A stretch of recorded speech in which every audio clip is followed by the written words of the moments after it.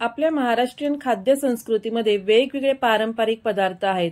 तर प्रत्येक सणावारानुसार हे पदार्थ आपण तयार करतो आणि त्याचा देवाला देखील नैवेद्य दाखवला जातो किंवा हेच पदार्थ आपण इतर वेळी न्याहारीसाठी करून देखील खाऊ शकतो. तर इथे आज आपण मालवणी पद्धतीने मऊ लुसलुशीत जाळीदार अशी मालपोळी कशी तयार करायची ते पाहणार आहोत. इथे तुम्ही या मालपोळीचं टेक्स्चर पाहिलं असेल, अगदी जाळीदार आणि मऊ लुसलुशीत अशी तयार झालेली आहे. तर हा एक पारंपरिक पदार्थ तर आहे, सोबतच तो अतिशय रुचकर देखील तयार होतो आणि त्यासोबतच पौष्टिक देखील आहे. त्यामुळे इतर वेळी देखील न्याहारीसाठी तुम्ही हा पदार्थ तयार करून खाऊ शकता किंवा मुलांना देखील डब्यात आपण हा पदार्थ देऊ शकतो. तरी थंड झाल्यावर देखील अगदी मऊ लुसलुशीतच राहते आणि अजिबात वातट किंवा कडक देखील होत नाही. तर अगदी अशीच मालपोळी तयार करण्यासाठी कोणतीही स्टेप मिस न करता रेसिपी शेवटपर्यंत पहा आणि अजूनही तुम्ही चॅनलला सबस्क्राईब केलं नसेल तर अशाच नवीन नवीन रेसिपींच्या नोटिफिकेशनसाठी बेल आयकॉनवर क्लिक करून वैशाली मेजवानीला सबस्क्राईब करा. रेसिपीला सुरुवात करण्याआधी वैशाली मेजवानीमध्ये सगळ्यांचं खूप खूप खूप मनापासून स्वागत. आता हा पारंपरिक पदार्थ तयार करण्यासाठी सुरुवातीला एका भांड्यामध्ये 1 वाटी इतकं हे गव्हाचं पीठ घ्यायचं आहे. आता 1 वाटी गव्हाचं पीठ असेल तर त्यासाठी आपल्याला अर्धी वाटी तांदळाचं पीठ आणि अर्धी वाटी बेसन यामध्ये घालून घ्यायचं आहे.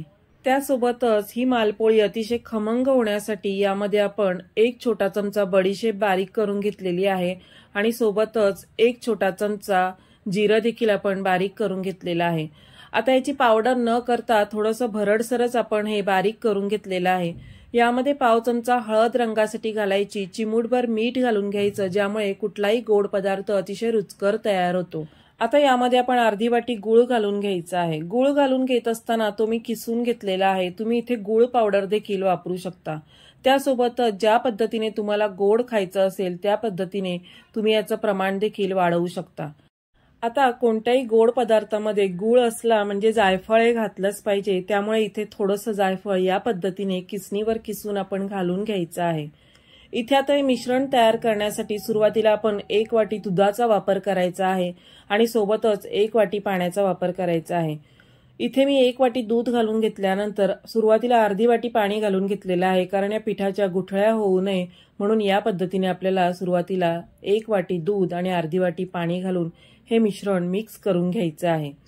अशा पद्धतीने आता हे पाणी आणि दूध या पिठामध्ये मिक्स झाल्यानंतर परत अर्धी वाटी पाणी घालायचं आणि याची कन्सिस्टन्सी आपल्याला ज्या पद्धतीने आपण डोस्याचं बॅटर तयार करतो त्या पद्धतीची तयार करून घ्यायची आहे. तर जवळजवळ 1.5 वाटी पाणी आणि 1 वाटी दूध वापरून आपण हे मिश्रण तयार करून घेतलेलं आहे. इथे तुम्ही फक्त पाण्याचा देखील वापर करू शकता, पण दूध घातल्यामुळे ही मालपोळी अतिशय खमंग तयार होते, त्यामुळे इथे मी दुधाचा वापर केलेला आहे. त्यामुळे तुम्ही पूर्णपणे दूध किंवा पूर्णपणे पाणी वापरून देखील ही मालपोळी तयार करू शकता.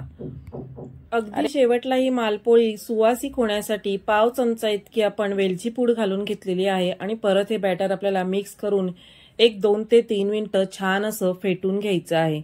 अशा पद्धतीने हे सगळं मिश्रण फेटून घेतलं की मालपोळी अगदी जाळीदार तयार होते. आपण यामध्ये कुठेही सोडा, इनो न वापरता ही मालपोळी तयार करत आहोत, तरी देखील ती अगदी जाळीदार आणि मऊ लुसलुशीत तयार होते. अशा प्रकारे आपली कन्सिस्टन्सी तयार झाली आणि यामधला गूळ पूर्णपणे वितळला गेला की आपलं मालपोळीचं मिश्रण तयार झालेलं आहे. इथे आपण तवा मध्यम आचेवर गरम करून घ्यायचा, यावर थोडंसं तूप लावून घ्यायचं आणि त्यानंतर आपल्याला यावर मालपोळीचं मिश्रण घालून घ्यायचं आहे. तर इथे मी 3 पळी बॅटर किंवा हे मिश्रण यावर घालून घेणार आहे. मालपोळी घालून घेत असताना आपल्याला ती जास्त जाडसर किंवा जास्त पातळ तयार न करता मध्यम जाडसर तयार करून घ्यायची आहे. ज्या पद्धतीने आपण डोसा तयार करतो त्या पद्धतीने हे पसरवून न घेता थोडंसं जाडसरच पसरवून घ्यायचं आहे आणि पसरवून घेत असताना हलक्या हाताने आपल्याला ते पसरवून घ्यायचं आहे.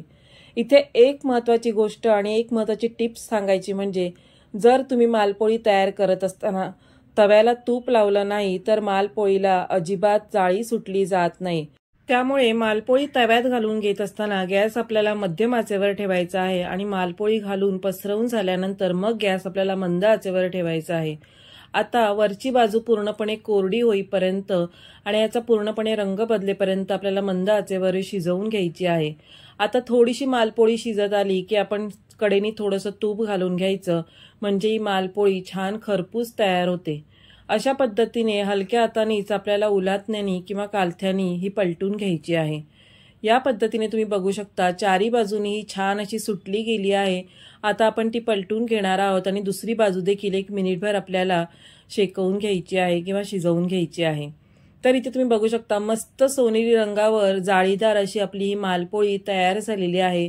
फक्त ही मालपोळी तयार करत असताना एक गोष्ट लक्षात ठेवायची की आपल्याला ही उलटण्यासाठी घाई न करता आरामात ही छान दोन्ही साईडने अशी खरपूस शेकवून घ्यायची आहे।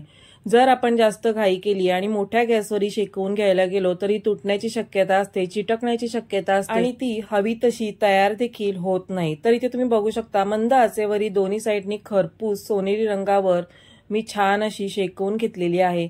तयार मालपोळी आपण एखाद्या जाळीवर काढून घ्यायची आहे, म्हणजे यामधली वाफ निघून जाते आणि मालपोळी चिकट होत नाही किंवा त्याला पाणी धरलं जात नाही। आता ही तयार मालपोळी कशाबरोबर खाल्ली जाते तर ही तुम्ही दुधासोबत खाऊ शकता किंवा तुपासोबत देखील खाऊ शकता। आता ही तयार करत असताना आपण यामध्ये तुपाचा वापर तर केलाच आहे, त्यामुळे तुम्ही अशीच देखील ही मालपोळी खाऊ शकता। इतर वेळेला तुम्ही नाश्त्यासाठी किंवा मुलांना डब्यासाठी देखील ही तयार करून देऊ शकता, कारण ही तितकीच पौष्टिक तयार होते। तर आजची रेसिपी तुम्हाला कशी वाटली मला कमेंट करून नक्की कळवा। रेसिपी आवडली तर व्हिडिओला लाईक नक्की करा, सोबतच तुमचे मित्रपरिवार आणि नातेवाईकांमध्ये देखील नक्की शेअर करा आणि अशाच नवीन नवीन रेसिपींच्या नोटिफिकेशनसाठी बेल आयकॉनवर क्लिक करून वैशाली मेजवानीला सबस्क्राईब करा।